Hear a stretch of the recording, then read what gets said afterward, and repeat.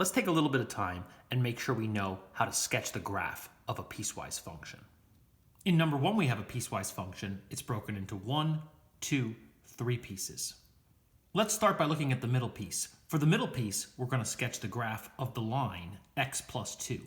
The graph of x plus 2, of course, has a y-intercept of 2, and it has a slope of 1. So we're going to go up 1 over 1. Let's sketch this line. But we only want to sketch the graph of x plus 2 between the x values of negative 2 and positive 2. Let me erase everything that's outside of the interval of negative 2 to positive 2. Our graph is going to look like this only when x is greater than negative 2 and less than or equal to positive 2. I used an empty circle because x has to be greater than negative 2. I used a filled in circle because x can be less than or equal to positive 2. Let's take a look at this piece, which has a y-intercept of 3 and a slope of 1/2. I'll put a y-intercept of 3, and my slope is 1/2, so I'll move up 1 over 2, up 1 over 2. Let me sketch this line. But this part of the graph should only exist when x is greater than 2. Let me erase the portion that's not greater than 2. I'm going to leave my circle colored in because this piece should go all the way up to where x equals 2. Let's take a look at that first piece we skipped over. Let's sketch the graph of the line y equals 4. Y equals 4 is of course this horizontal line where y equals 4, but we only want y to equal 4 when x is less than or equal to negative 2. Let me erase the portion that is not less than or equal to negative 2. There we go. Now y equals 4 when x is less than or equal to negative 2. Since it can equal negative 2, I'll use a colored in circle here. In number 2, we have a piecewise function with 1, 2, 3, 4 pieces. Let me start by sketching this piece where y equals 5. But of course, y only equals 5 in between 2 and 4. There we go. Now y equals 5 only in between x equals 2 and x equals 4. Perhaps I'll go back and sketch this first piece. Let me sketch the line x plus 3. It has a y-intercept of 3 and a slope of 1. Here's my y-intercept of 3 and a slope of up 1 over 1. But the graph only takes on that shape when x is less than negative 1. Here's where x is negative 1, so the graph is only going to take on that shape to the left of negative 1. Let me sketch the line negative 2x plus 4. It has a y-intercept of 4, so a y-intercept of 4 and a slope of negative 2. I'll go down 2 over 1. But the graph only takes on that shape when x is greater than or equal to 4. Let me go to where x is 4, and we only want it to have that shape to the right of this point. Finally, we need to graph x squared plus 1, which is of course a parabola, but we only need to do it between negative 1 and 2. Perhaps we could use a table of values. Let me plug in negative 1, 0, 1, and 2, all the numbers from negative 1 to 2.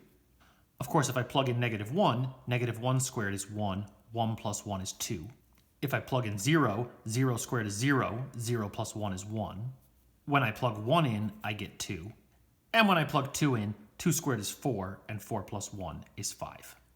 Now we should get the shape of a parabola. Let me plot these points. Negative 1, 2, so I'll go left 1 and up 2. 0, 1 would be right here. 1, 2 would be right here, and 2, 5 is right there.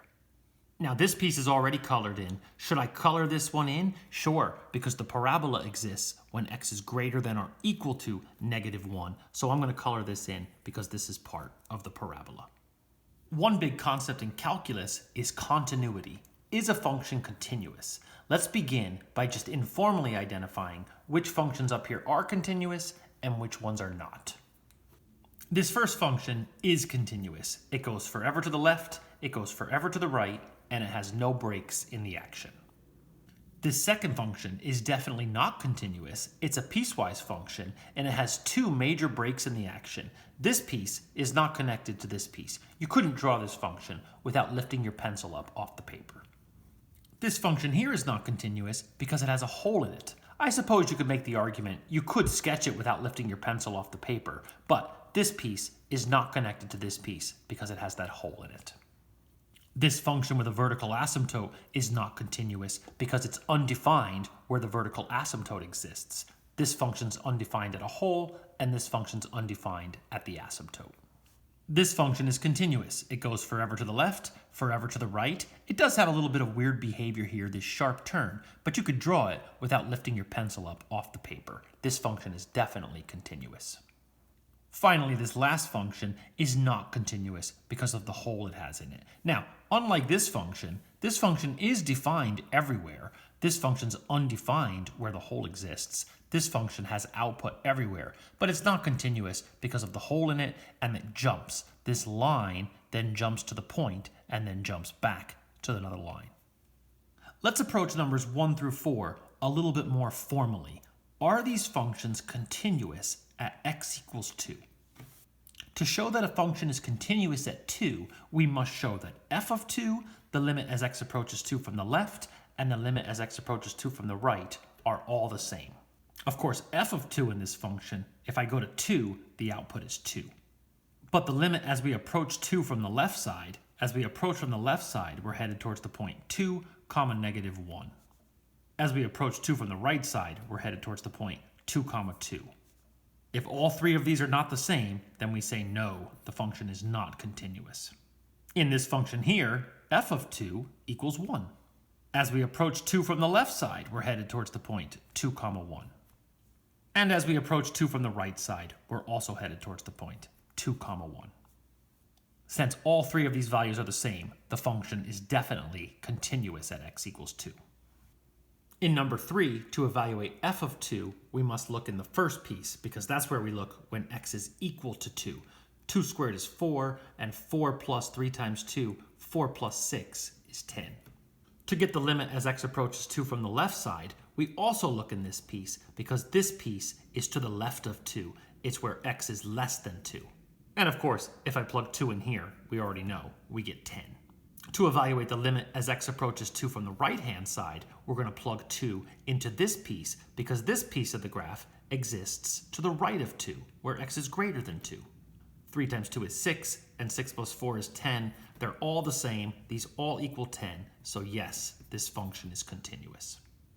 To evaluate f of 2 in number 4, I'm going to look in the bottom piece because that's where I look when x equals 2. Apparently the output is 8. To evaluate the limit as x approaches 2 from the left side, I want to look on the piece that's to the left of 2. The piece x plus 5 exists when x is less than 2. This piece is to the left of 2. And if I plug 2 in here, 2 plus 5 is 7. I can already tell this function is not continuous because all three values are not going to be the same. I'm going to say no, this function is not continuous at x equals 2. Let's take a look at the intermediate value theorem, sometimes referred to as the IVT. This is one of the easier concepts in calculus. Here we're told that f of 2 equals 4, f of 2 equals 4, and we're also told that f of 5 equals 10, f of 5 equals 10. And now we're asked a question. Must there exist some c in the interval between 2 and 5 such that f of c equals 7? In other words, is there some place in between 2 and 5 where the output has to be 7? Well, that all depends on if the function is continuous or not. If we're told the function f of x is continuous, then there must exist a place where the output is 7. If the function is continuous, there's no way we're going to get from the point 2, 4 to the point 5, 10 without somewhere crossing a place where the output is 7. The function, of course, doesn't have to be a straight line. It could be curved like this, but we're still not going to get from 2, 4 to 5, 10 without crossing through at least one place where the output is 7. 7 is in between the output of 4 and the output of 10. So as long as I know this function is continuous, I'm going to say yes, there has to be a place where f of c equals 7. And my justification is by the intermediate value theorem. Must there exist some c in the interval between 2 and 5 such that f of c equals 3? Well, 3 is not in between the output of 4 and 10. As you can see, it would be very easy to draw a continuous function that does not have an output of 3 anywhere. That's not to say it's impossible for the function to have an output of 3. I could easily draw a continuous function that has 2 different places that have an output of 3. But must there exist some place where the output is 3? No, it doesn't have to be true. At 8 a.m., a car is driving at a speed of 40 miles per hour, and at 8:05 a.m., that same car is driving at a speed of 70 miles per hour. The speed of a car is modeled by a continuous function. A car's speed can't just instantaneously change from 40 miles per hour to 70 miles per hour. A car can speed up and slow down, but the speed of a car can't instantaneously jump from one value to another.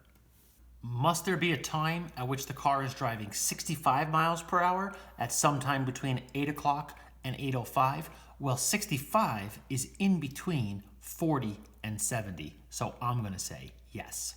And my justification is once again the intermediate value theorem.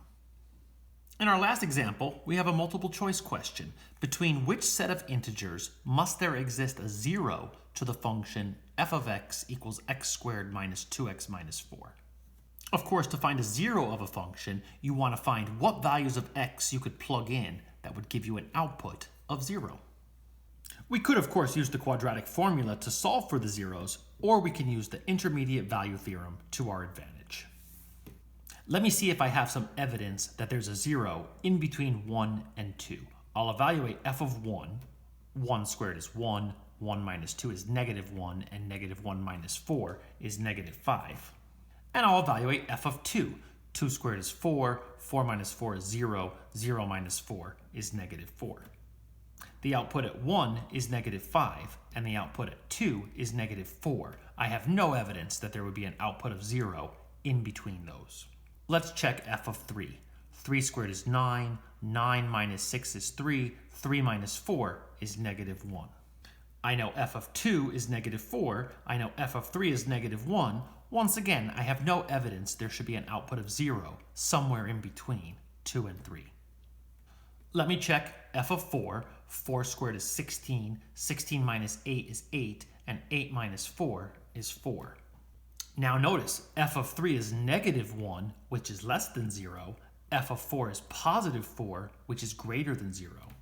0 is in between the output of negative 1 and positive 4. I'm going to say there must be a 0, or there must be some place in between 3 and 4 where the output of the function is 0.